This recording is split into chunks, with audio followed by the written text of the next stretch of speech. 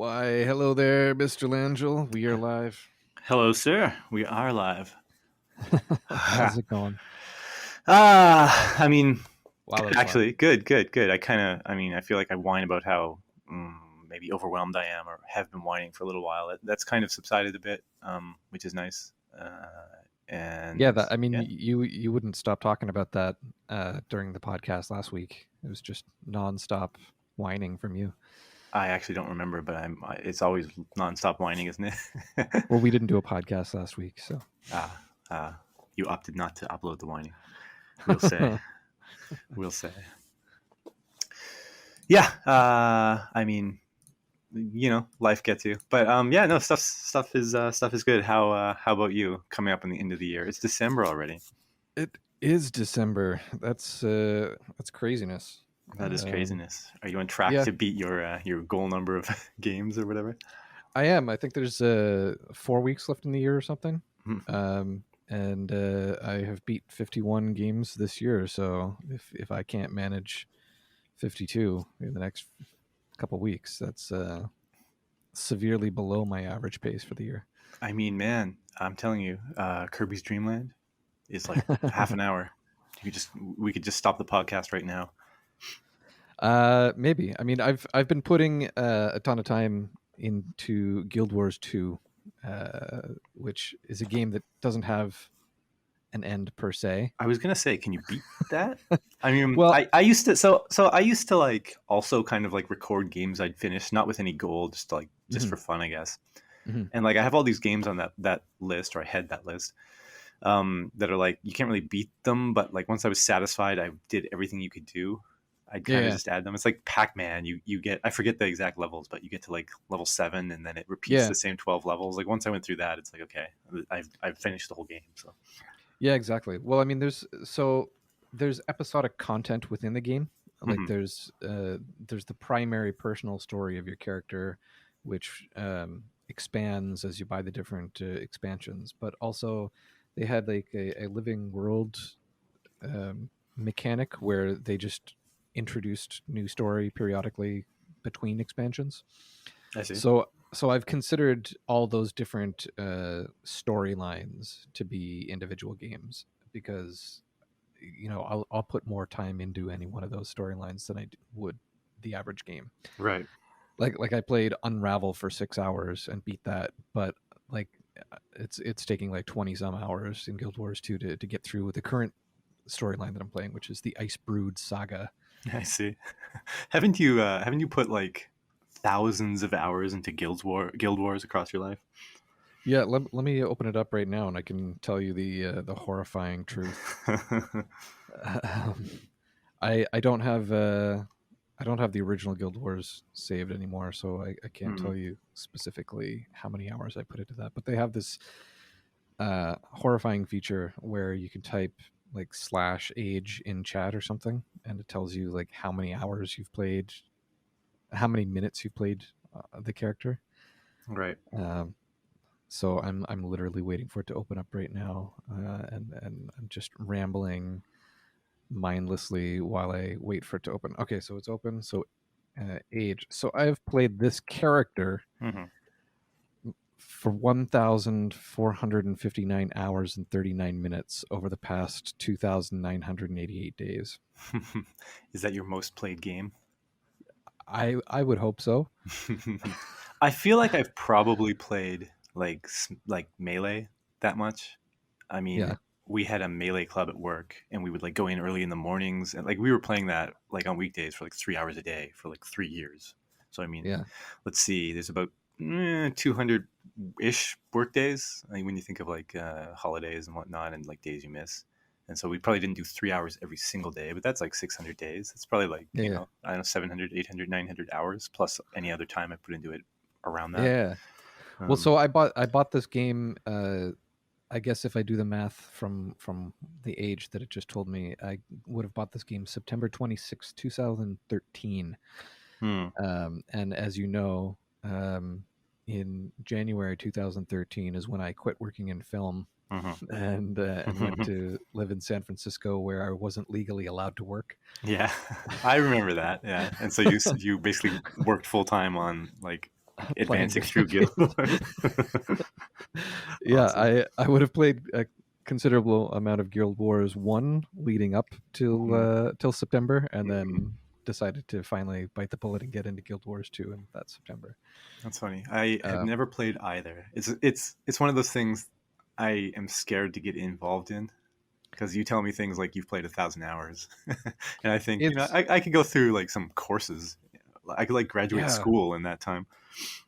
yeah. Like I mean, I think I did the math, and I think this year, um, I'm just ballparking the number anymore because I don't remember if I even wrote it down. But I think I did something like 400 hours of studying Japanese this year.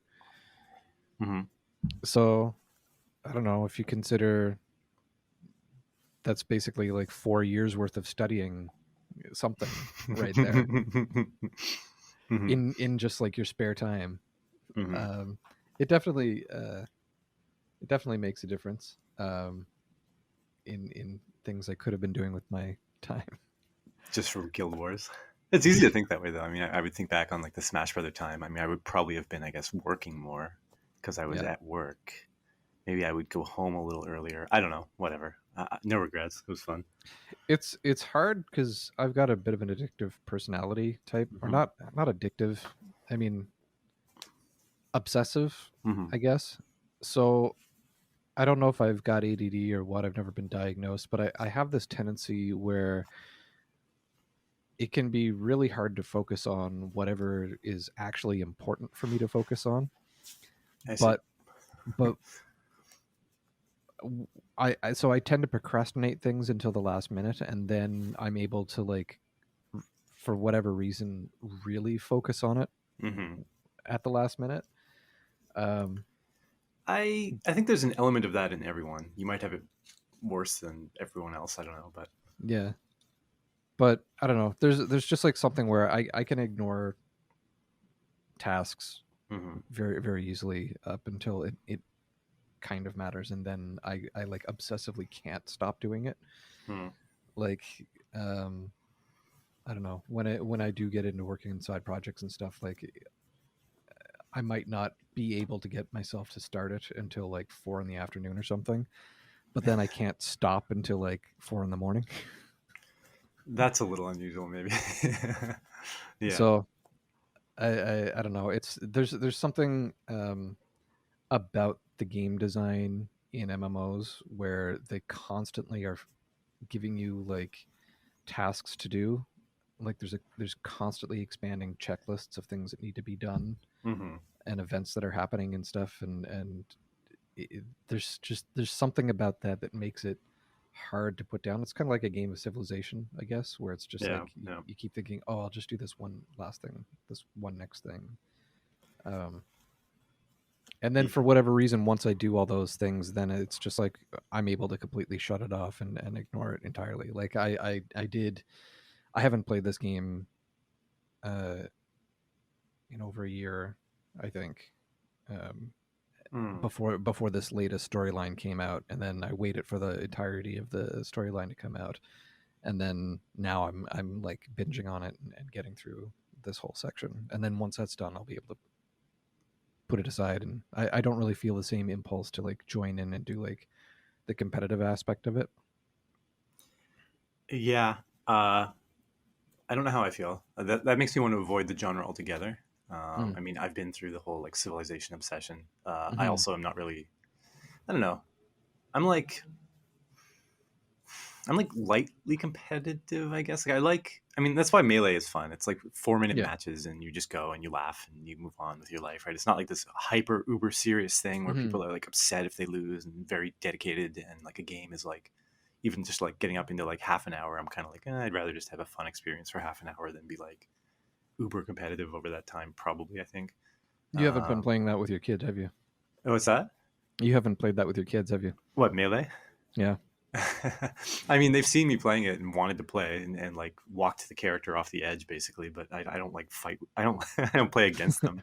Okay. I was gonna say, my the experience with my kid is it can be something to get upset over. Oh yes, yes. Well, that happens even in like the easiest of games. So Um, if you have two kids, they basically make reasons to get upset over. Like, I mean, oh man, the goose. Oh, excuse me. yeah, yeah, The Untitled Goose Game. I yeah, kind of hate the two-player mode because you can't let the ducks or the geese, I guess, like wander away from each other very far. yeah. And like in your play case, I think where it's like adult and child, adult can Mhm. kind of like control the situation and make sure that they don't get away from each other.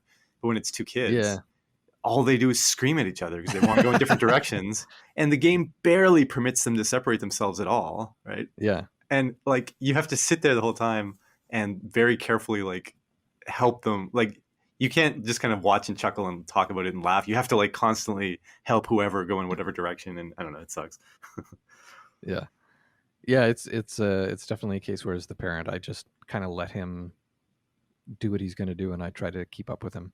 Yeah, and see, I don't even have that option because then whatever not playing kid, whoever, whichever kid is not playing wants to play, so I give them my controller. It's not like two of the three of us will play. Like if one of us is Right. not going to play, it's going to be me, right? And then they scream, so it's just a frustrating mess.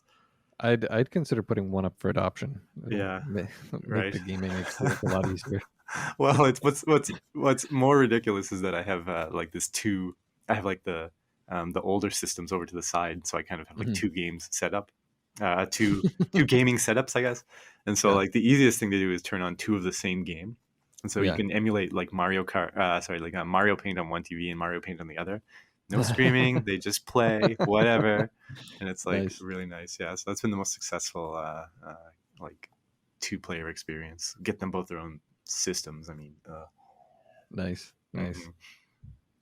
Yeah, it's worked pretty well doing two player stuff with my kid. But yeah, we totally have the same thing where if my wife ever comes in and decides she wants to play too, then my kid starts getting possessive with the controllers and like determining which parent is going to play when, Hmm. and it's not as enjoyable. But we just finished the two of us playing Never Alone. Like you and your wife, or you and your kid? Me, and my kid. Oh, cool. Yep. How's that? It was That's. Is it like Russian, or it's based in Russia? It's based in like Siberia with the wolf or something. Am I thinking of the right uh, game? sort of. It is with the wolf. No, it's an Inuit child, Okay, totally off. and I think it's the and game they I'm thinking of. I just got my whatever background wrong. yeah, and it's an Arctic fox, not a wolf. Okay. But Okay, uh, might be the same game. so not quite the same, but there is an animal, and it is multiplayer, and it does take place in the Arctic. Right on. Right on. It was good. I picked that one up back in 2013 as well, and just finally got around to playing that. Um, it was a nice co-op experience, but It's funny you it like predated your kid who you now play it with now that he's 6, almost 7. Wow, your kid isn't he when is he 7? He's 7 very soon. tomorrow, What, tomorrow? yeah, Oh wow, okay, congrats or something. yeah. That's if we were in the wild, uh, I'd be pretty proud of him making it to this age and still being alive. Not sheltered in a bubble for 7 years. Yeah. Here we are. I've got more than just him being alive to be proud of now. Now it's the fact that he beats video games. Whereas my kids will fiddle with a controller, and like the millisecond an enemy shows up, they like throw the controller and run into the other room. I He can be like that.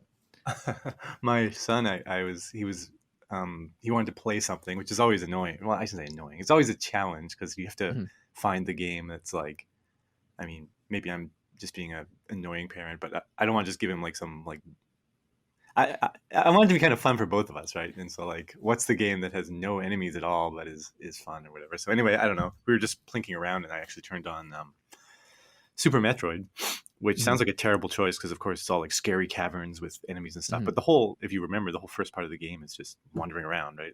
Like kind Mhm. of, right? Like you go through. Like I fought the dragon thing obviously at the start, Yeah, or the Metro, whatever the Ridley.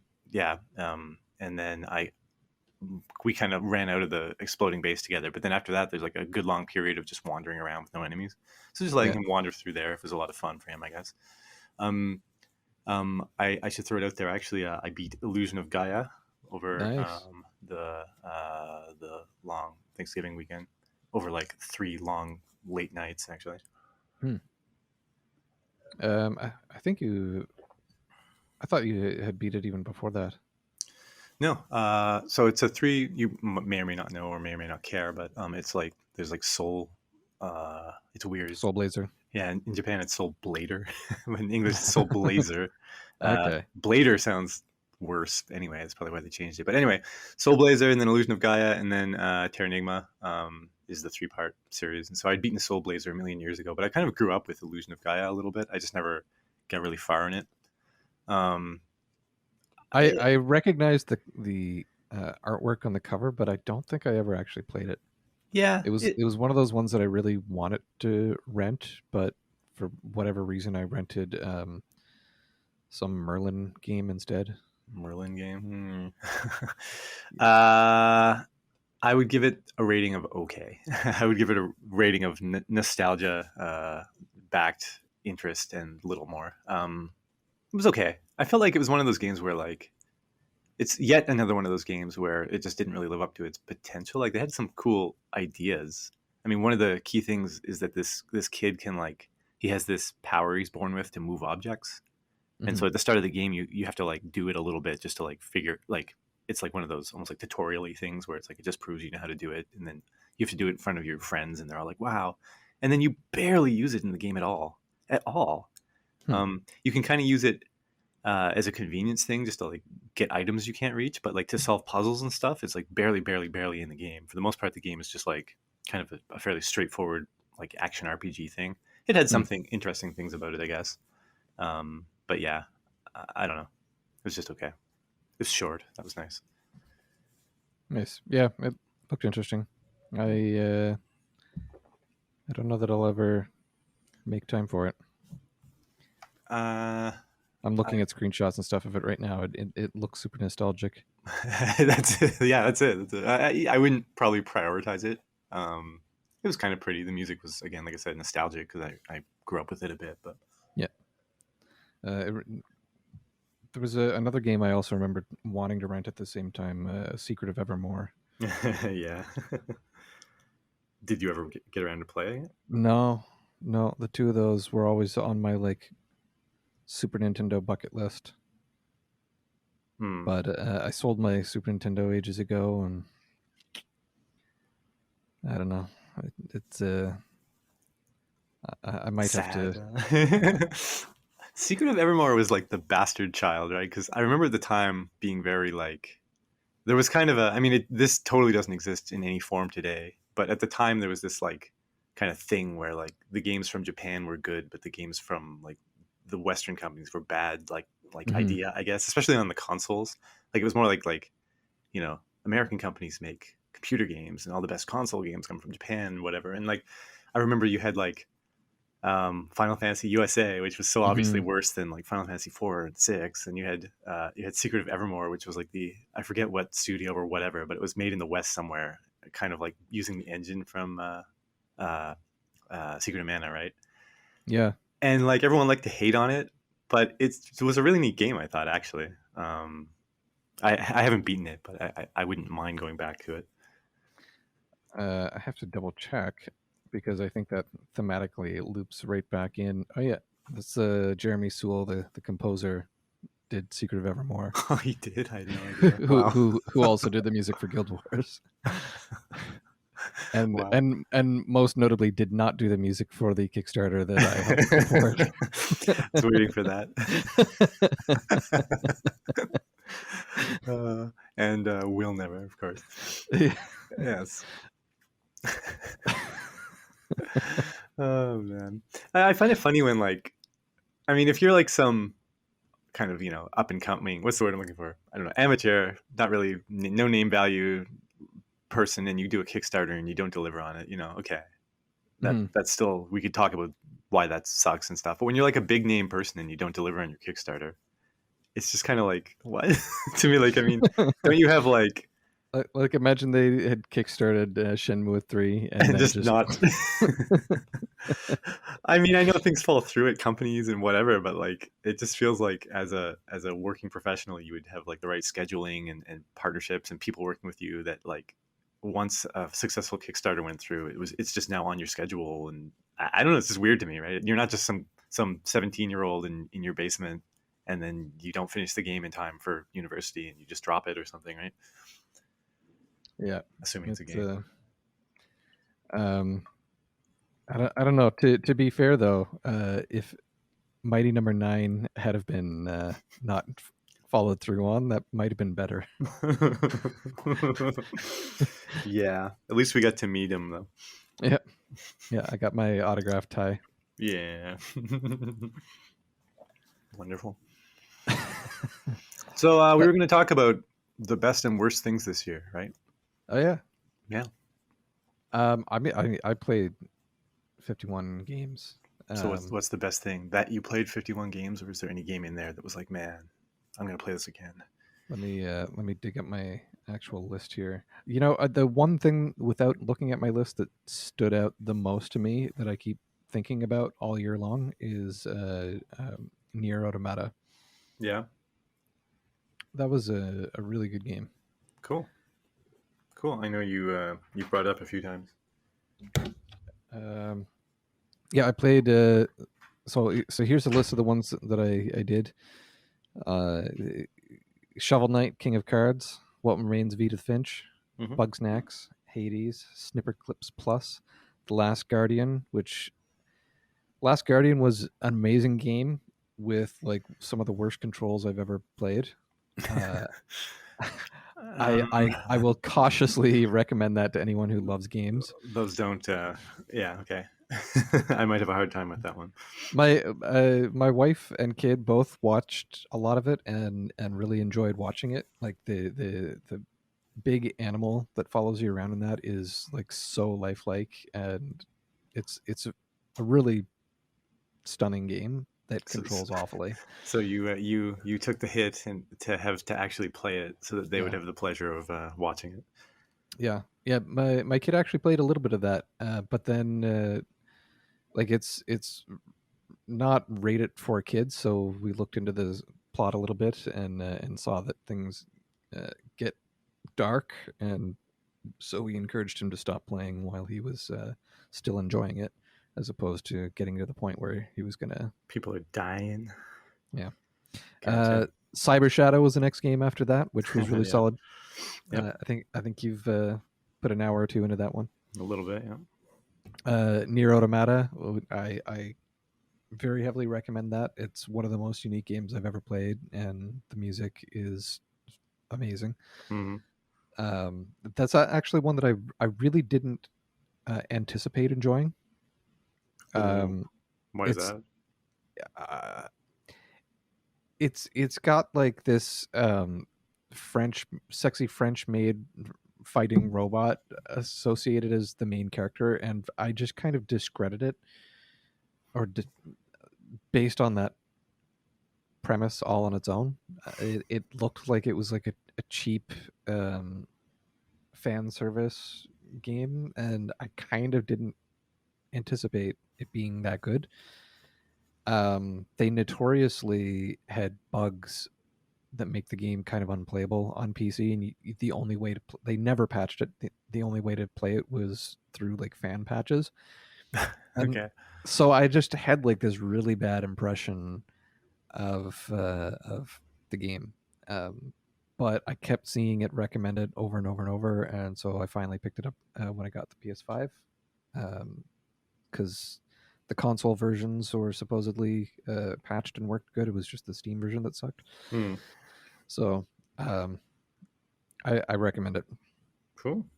Very Mega cool. Man 456, Uncharted 4, which was great. Firewatch, Ghost of Tsushima, I really loved. Bloodstained, Paper Mario Origami King. Finally got around to Dirge of Cerberus, a game called Alba, which was I don't know that cute. one. That's an indie game that was came out in I think like November-ish of last year. It's fun. It's like a little girl on a summer vacation trying to save her town by taking pictures of wildlife. Cool. It was fun. Cool. The Last Campfire, which was made by the makers of No Man's Sky, Hmm. was all right. Cuphead, Sniper Elite 4, Sibel, A Short Hike, Sackboys, Big Adventure, Bowser's Fury. God, I don't remember how to pronounce any of the kanji, but the Downtown Niketsu's historical drama. Yeah. The Beginner's Guide, That Dragon Cancer, Gravity Rush, Potato Man Seeks the Truth, Monster Prom, Potato Castle. Man Seeks the Truth. That's your top in the year, though, right? It was all right. It was I think I got that one for free with one of the humble bundles. Let me see here. Yeah. Oh no, I'm sorry. It cost me 67 cents. So yeah. It was kind of an okay game. It only took an hour to beat. Cool. You and I then did Castlevania Bloodlines. Yep. Which was good. There's a game that I did get for free via Humble Bundle called Balconing Simulator 2020.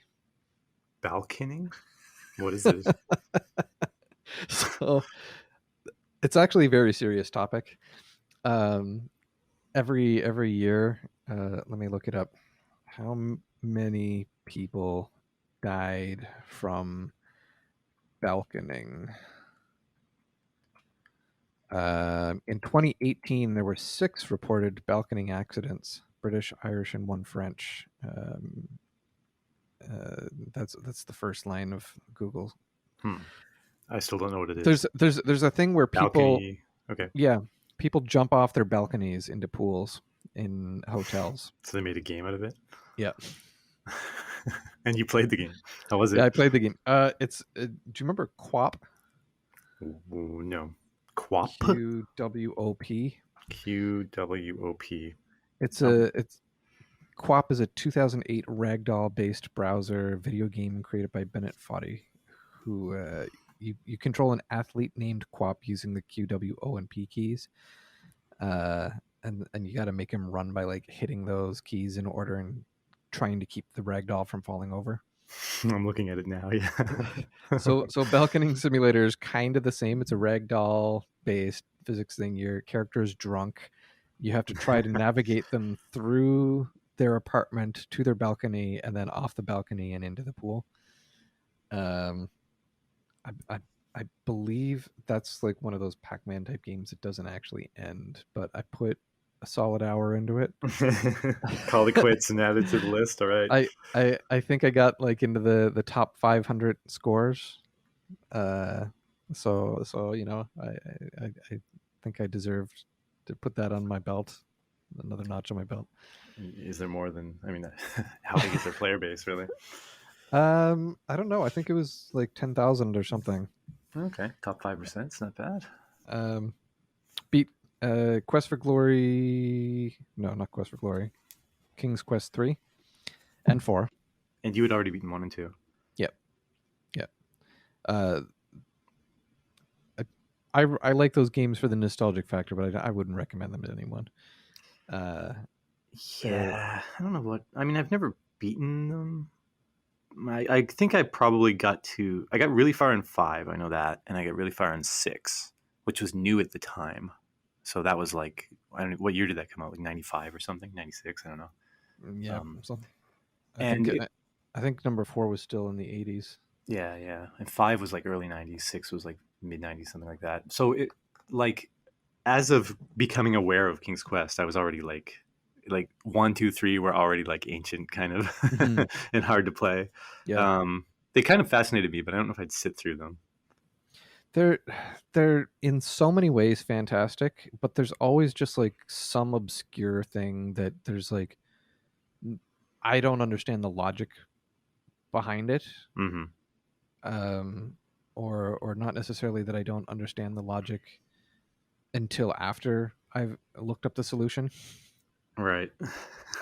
Like in King's Quest 4, there's a spot where you uh, have to throw a ball at a frog, and then the frog will play fetch with you and bring you the ball, and then you kiss him, and then he gives you his crown and goes away. And it turns out that his crown turns people into frogs.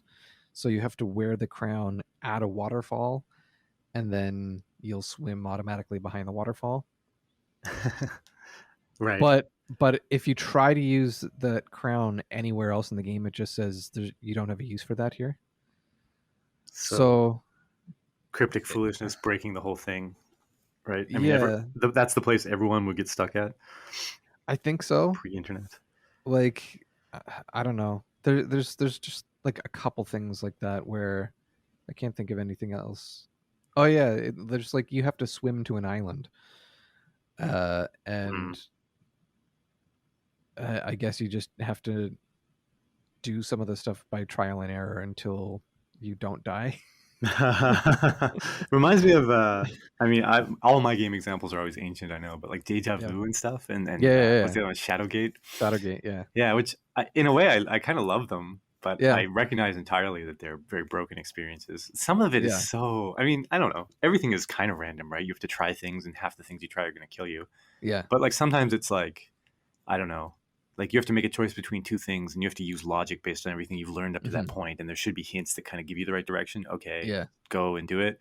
Sometimes it's like, you have to like take a risk that's obviously risky. Like there'll be like some skeleton, and you have to like maybe like swing your sword at the skeleton. Well, he's going to swing it back and kill you. yeah, Okay, that didn't work. But sometimes it's yep, like you can go west or north. Which direction do you go? yep, West. You fell off a cliff. You're dead. Like, come on, right? yeah, That kind of thing is like, I don't know, lazy. yeah, yeah. I mean, I definitely love those games. It's and for the most part, they followed through really good. There was just always like one or two things in each of those games that was just like so obscure. Yep. Um, King's Quest 3, there was a boat. You get onto a boat and you're taken prisoner, and then you escape and you collect your belongings, and that takes something like 3 minutes to escape and collect your belongings. Hmm. But the next sequence of the game doesn't start for almost half an hour real time. Okay. So you're just wandering around on this boat for half an hour trying to figure out what is it that I'm missing? Like, what am I supposed to do? And it's literally you just have to wait for real world minutes to pass. Wonderful. Wonderful. Wonderful. Um, anyway, more games that I played. Her Story, which was interesting. It's like a sequence of videos, and you got to just. It's in a way kind of like the King's Quest games where you're like typing in search things. It's like there's a library of videos, and you can only find 5 videos at a time by typing a keyword, and you Hmm. just got to keep thinking of what the keyword is that will lead you to the next series of videos you haven't watched until you kind of piece it together, and then that's it. Like it's Yeah. it's it's kind of like a choose your own adventure in a way in that I haven't sense. given it a fair chance, but I did play it for like 10 minutes and get a little frustrated at just like not really knowing what I'm supposed to be doing and just being like, eh. It was an interesting Yeah. story, Yeah. and it wasn't particularly long. I have that one. That one took me 3 hours to get through, so I don't know. It was worth it, but not one that I would go out of my way to recommend to other people either. Gotcha. Uh, Finally beat another world. Um, Pokemon Let's Go Eevee, played that with my kid. Wildfire, a game I helped back on Kickstarter a while ago, and I'd say Wildfire, Near Automata, are and Cyber Shadow are top 3 so far of the game Cool. of the year. Unravel, Superliminal, You actually Metroid. played Superliminal. Yep, played through that start to finish with my wife. What do you think? It was good. Um, it was it's kind of like Portal or Antechamber or something, where it's Mhm. it's kind of like a first person puzzle solving game. And because I'd had a background with those other ones, it didn't seem overly complex to me, but it's still well done. It Right. was fun because I let my wife play the majority of it, um, and it's interesting to see how other people play games. Yeah, especially like different profile of people, like not Yeah. whale gamer, not this, not that kind of profile of person is probably interesting. Yeah. Metroid Samus Returns on 3DS was probably my favorite Metroid game. Hmm. Hitman was okay. Super Mario 3D World, Castlevania Lords of Shadows, Leisure Suit Larry 3, I think. Yeah, Leisure Suit Larry 3. That was another one which I, I've always, uh, I guess, kind of the same where I was saying that I looked down on Nier Automata before playing it. Right. I was kind of the same way with the Leisure Suit Larry games. Like the subject matter is kind of a big joke. Stupid. I kind of grew up with that too, which is funny because it's adult themed or Yeah. whatever, right? But Um, um, but as far as like text parsing puzzle games go, it's mhm. pretty good. There again a couple obscure puzzles. Did I Metroid tell Dread. did I tell you my Leisure Suit Larry story? Yes, yes, Okay, about the quiz. the quiz. Yeah, Yes, yeah. Okay. you've Anyway, you've told our guests that story, I think, on two different occasions. So, yeah, it's still awesome. Metroid Dread was a lot better than I expected it to be. I ended up 100%ing that on normal mode. Hmm. Um, it's it's unfortunately similar to Metroid Fusion, but also very fortunately like Super Metroid. So uh, it's worth it. Fortunately and unfortunately, like Super Metroid, I'm not sure I quite follow, but I I I thought I said unfortunately like Metroid Fusion. okay, yes, yeah. Unfortunately, like Metroid, like Super Metroid. Yes, yes, yes. It, Okay. it it blends the two games pretty nicely. So the lows are low and the highs are high. Gotcha. Rystar on Genesis. Mm-hmm. Blossom Tales, which is a Zelda-like game. I played that through with my kid. Recommend that. Last of Us Part Two. I spent. That was actually a very interesting thing, and I almost feel like I should make like a whole episode about that with you, because Sure. that's a game that I've played incredibly different from any other game I've ever played, like in the way that I actually approached playing the game. Why is that? Or is this Um, this is the new episode? well, that's the episode. Yeah. I, but basically, I took my time with it Oh yeah, yeah, yeah, yeah, yep. because I played that over a period of 6 months, and I never have picked up a game and played it in just short sessions like that over a large period of time. And um, I do recommend that method of playing games, which I'm sure is how the average casual person does it. But Right on. Yeah, happy to follow up. yeah. And then King's Quest 4 and Never Alone, and so that's the entirety of it. So if I had to narrow it down to five, I'd say the two Metroids, Wildfire, Nier Automata, Cyber Shadow. Right on, right on. I've been trying to get people to play Cyber Shadow at work for like a full on year, and no one will touch it. It makes me really sad. Actually, one person did play through it and enjoyed it, Yeah. and talked about it with me even, and was asking about parts, and then ultimately left the company. So now I'm alone again. Well, now you need to play Never Alone. Oh, did you uh, did you play Panzer Paladin? Not yet. No. No. As soon as I finish Guild Wars 2, which Right. You got a gun for game number 52, right? It's okay. I don't know. I'm yeah. not in love with it. I No. think that it feels like a fusion of like elements from like a whole bunch of different games, all of which are like recognizable Hmm. and work together fairly nicely. But there's just I don't know something about I don't know. Play it and then we should talk about it. Yeah. Yeah, yeah. It's funny because I kind of went the other way this year, right? Like I've been trying to draw a lot. I don't know. Unfortunately, work has been kind of overwhelming, which has been affecting me somewhat. But like, I, uh, I've, I kind of had that goal early in the year to play less games Hmm. this year and refocus my efforts on other things. And in a weird way, that's gone well. Like, I mean, I'm actually happy to be doing exactly that. And then when I do play games, it's like it feels like this fresh fun experience again, if that makes sense. Like it's kind of Hmm. weird, right? I mean, I've had long periods of my life very much like what your year was like, I guess, when it's like I would just always be playing something and be going through many games and like really excited about it. But I don't know, I just this year I kind of wanted to just chill a little bit.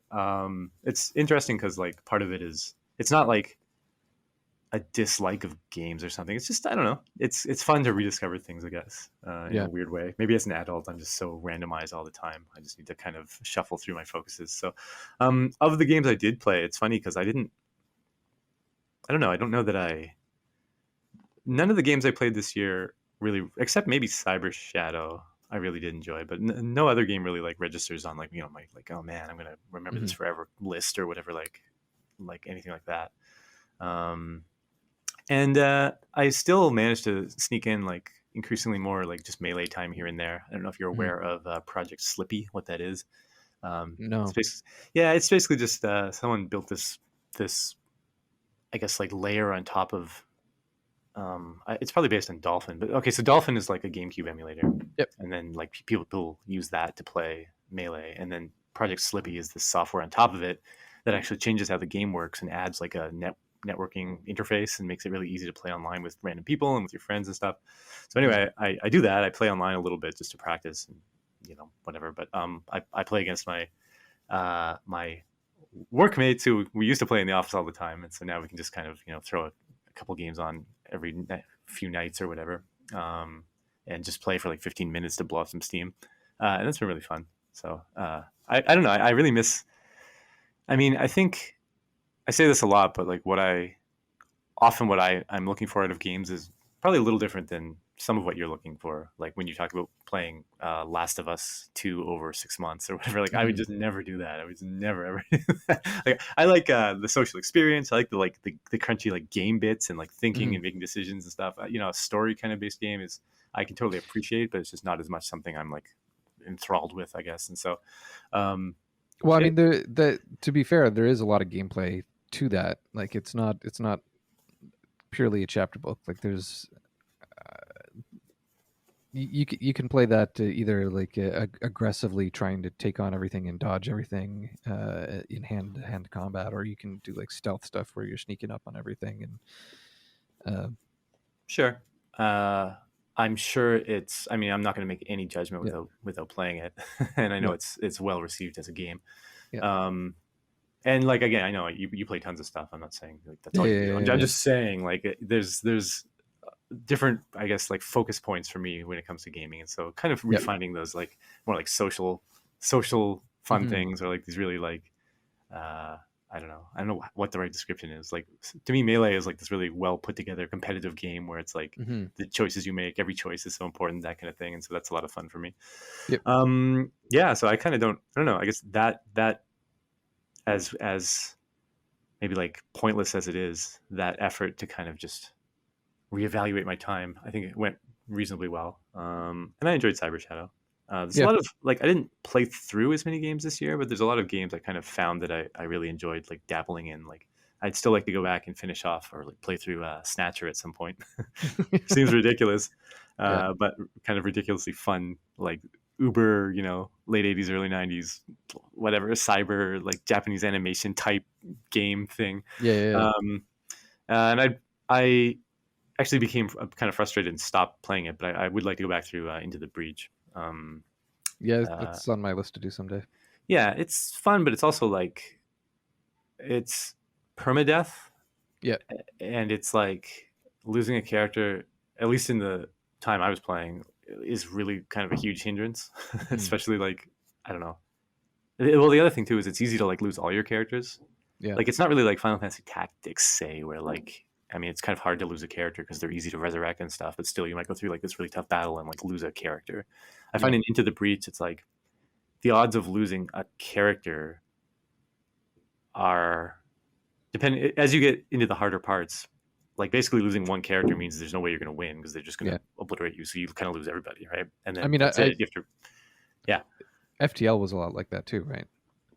yeah. FTL is more fast paced. I found like this one's a little more like considering like there's a lot of thoughtfulness that goes into every decision. So I find FTL where you're frantically moving the characters around and doing stuff all the time. When you do die, it's like right. But this one, it's like losing at a long chess game or something, right? And then having to Right. restart just to get to the because you want to get to the next level. Like it's like all that sitting there thinking and analyzing, but you still lost all Right. your characters. It is what it is. I actually find it a fun game, but I just kind of at some point was like, oh. Yeah. I remember I was drinking a coffee and playing it, and there's there's no like once you submit your moves, it just goes right. And there's like a Hmm. button. I forget what button it was on my keyboard, spacebar or something. So I was so carefully analyzing the situation and trying to set it up because I was pretty sure I could do it. And my son walked in and like was asking what I was playing and bumped the coffee cup and it fell over and hit the spacebar. That's sending all the moves, which I think at the time was like one character go here and the other characters aren't ready yet. And so of course that messed everything up and they obliterated my whole party and ruined the whole like 10 hours of gameplay right there, then done, gone. Because my son knocked the coffee cup over. I was sitting there without saying anything and I literally just turned it off and uninstalled the game. I was so pissed off. Just like Well, that. Just he knocked the coffee cup over and it ruined the 10 hours. Like this boom. this is why you don't take kids into combat. Oh man. Into anything, man. Right. Yep. All right. Well, I think we're running Running tight up on on time that. here. Yeah. Yeah. Well, happy. I mean, it's still kind of early, but this is kind of Yeah. a wrap up of the season. Yep. So happy end of 2021. Glad we all Yep. survived it. Yep. Any big dreams for 2022? Yeah, I got my list of games. Equals dreams. I'm actually I'm planning on less games. Oh, really? But Wow. when I say less, it's still looking like it might be around 500 hours. Um, What's the motivation for that? um, I wasn't actually going into this year planning on playing as many hours as I did. Just It happened and you rolled with it. it just kind of happened. Like part of it was like I was researching mechanics for work Yeah. and stuff. So Mhm. there's some of that stuff might also expand again in the future. But I ended up with, it looks like, close to 700 hours that I put into games this year, which is more than I've put in any other year. Mhm. Um, and I don't know. I want to just take my time and enjoy some of these things You're a coming little back bit to my more. world a little bit, a A little little bit, bit. a little bit. Yeah, yeah, yeah. But I am finally hoping to get through Final Fantasy VII remake. Oh, right on, right on. Very cool, very cool. I actually haven't thought too much about next year. It's kind of weird. We signed a 2-year lease, Mhm. and I don't know why. Like, it's not like my life plans are tied to like where I'm living or something. But it's kind of we just had this thought. It's like, well, let's just Yeah, chill here yeah, for 2 years and then like think about our future at that point. And for some reason, just in my mind, I locked 2022 in as like just this year that's just going to be just more of this. So I don't yeah. want to just like waste the year, Well, but I'll I probably just mean, Omicron is coming in, yeah, so yeah, yeah. It's not looking good. It's not looking good. uh, yeah, I'm kind of the same way where we have yearly leases Mhm. in Montreal. So around January June. Oh, every January. year, I start thinking about like, okay, is this the year that I'm going to break my lease? And if so, what are my options? Because What, what's the I lease have to. time? It's the July 1st every year, but Mm. you have to put in notice by the end of March if you're going to break the lease. Wow, that's crazy. Okay. So every January, February, I'm like, okay, am What's I the going plan? to put in a notice? Yep, yep. Yeah, well, we had I don't know. I guess the owner was thinking about selling kind of, which is why we pushed for a 2-year lease plus like land Mhm. prices are going crazy. And so that saved us from being like having a rent increase thrown on us. Right. So unless like the economy crashes and land prices dwindle or something, I don't know. It seems like a win for us. Mm. Uh, so yeah, that'll make this. So we owned a house at one point and we lived there for 3.5 years. But so we had a 1-year lease and then a 2-year lease on this place. So this will be the second longest I've ever been in one place outside of like my parents' house I grew up in. This is the longest I've been Yeah, I think you anywhere, said. and it's really weird. It doesn't stop being weird. It's weird for me too. It's so weird being like not moving. I don't know. Yep. I hear you. I hear you. I got to run, so Yep. I'm gonna run. But yeah, happy something. I don't know. Okay. Good Well, luck. I'll see you next year. We're gonna take the next few weeks off Yep. from podcasting, even though it's been a successful 30 episode run for the season Yeah, not bad. with All right, man. an ever increasing list of audience members. Yeah, I can't think of a joke. Yeah. Yes. All right. Okay. See you next year. Cool. Yeah. See you next year.